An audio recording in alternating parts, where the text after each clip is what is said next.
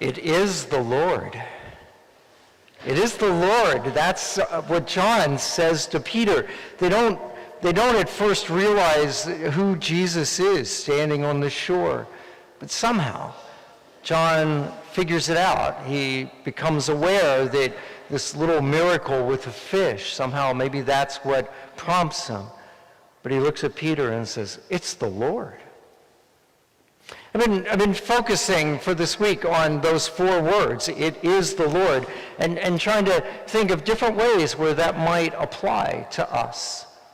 Allow me to offer a couple, and you perhaps can think of those or some other application.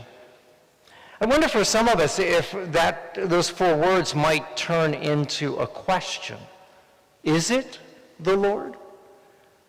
You and I, on a given day, we're bombarded, it's probably the right word, bombarded by ads, news, all sorts of video, all sorts of things that come to us. I wonder if you and I take enough time to ask that question. Is it the Lord? Is that what I'm listening to? Is that what I'm watching? Is it of the Lord, or is it not of the Lord?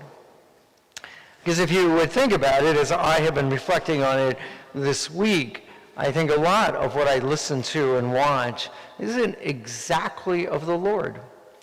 Maybe some of it's in sort of a neutral area, I don't know, maybe a lot of it's there.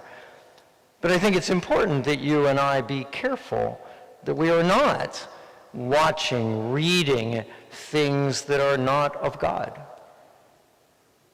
And if I could, I'd just be careful, just because whatever you're watching or reading has got the name Catholic in it or got the name Christian in it, it doesn't necessarily mean it is of the Lord. You know, we live in a fallen world, and we are all fallen people, and there are people that put stuff up on YouTube that is not of the Lord, even though perhaps they think it is. St. Paul tells us that we are to discern. We're to ask this question all the time. Is this of God? And if it is, we're supposed to follow it and use it in whatever way. And if it's not, we're supposed to just disregard it. And so for some of us today, maybe that's a good application of this line. Maybe you and I need to be a little more aware of the stuff we watch, the stuff we listen to. Another possibility is in the world of evangelization. That is what John does for Peter. Peter doesn't see Jesus. He just doesn't catch that that's Jesus. And John, in an act of evangelization, says, hey, it is the Lord. And that opens Peter's eyes. I was just wondering if that is not an interesting way of thinking of evangelization, that you and I need to, in some way, point to things and say, it's the Lord. The idea being we point to that, and our unbelieving friends might look at that and go, and it might be helpful to them. I can give you a bit of a crazy example of this. Some of you are acquainted with the name Max Lucado. He's a Christian writer, writes terrific devotional sort of books and stories. He tells his story that he was in Hawaii for a conference, and because of some jet lag, he found himself at an all-night diner in Honolulu at 2 a.m. And as he's sitting there at the counter talking to the waitress, a group of, shall we say, women of the evening come walking in, which is a little awkward for him. But as he just continues to, sip his coffee and eat his apple pie, he overhears one of these girls say to another, "Tomorrow is my birthday." And so with the help of the waitress and the manager, Max manages to throw a surprise birthday party for this girl the next night. So when the girls come in the next night at 2 a.m., there's balloons and there's a cake and there's all this stuff.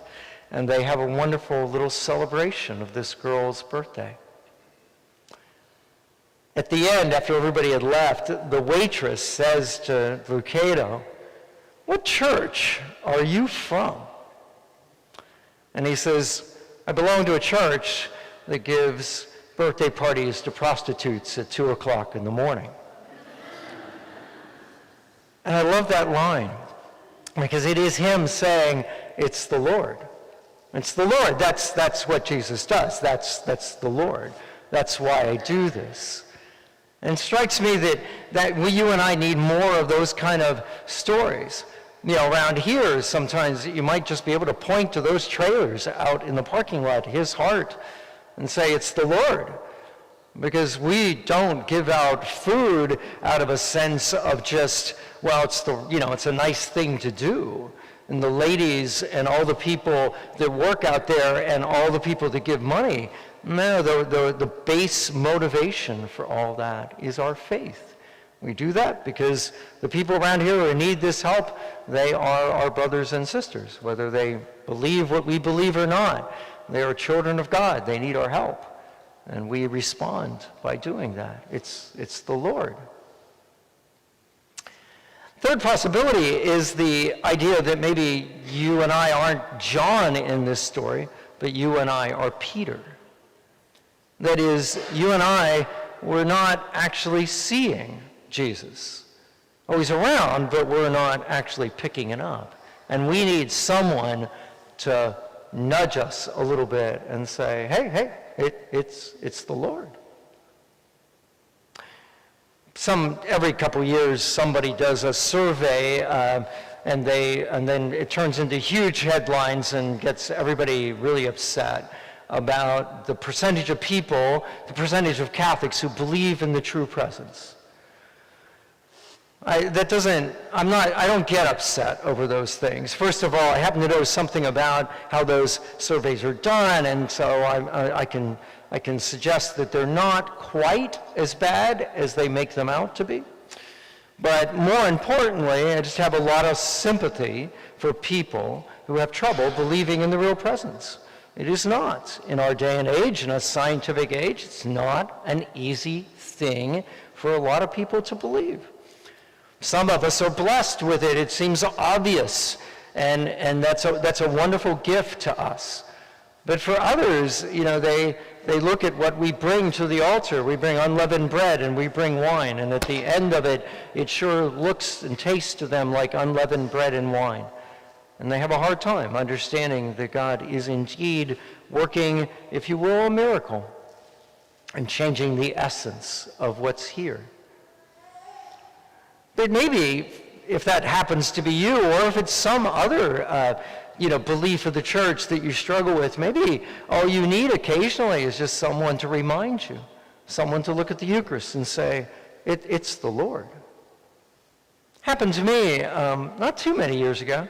I was in a season of my life where it wasn't that I did not believe in the true presence. I guess maybe the best way to describe it, I was sort of taking it for granted, might be a good way of describing it. So my faith life, if you will, was just in a bit of a kind of routine sort of thing. And I go to Mass, and there is a kid, had to have been like 18, 19. He was the Eucharistic minister I went to. And he held up the host and looked me straight in the eye and said, "The body of Christ."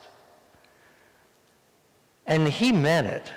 I mean, it's hard to, we hear that every Sunday, but that guy, just the way he said it on that day to me, it was this: it's the Lord. And I needed to hear that day. In fact, I remember, listening, in that brief moment, where I got my hands out and he's putting the host in my hand. There was this brief moment. It was like, like wait, what? Like I was just a little taken aback. It was like, it's the Lord. Kind of like Peter, sort of woke up, if you will.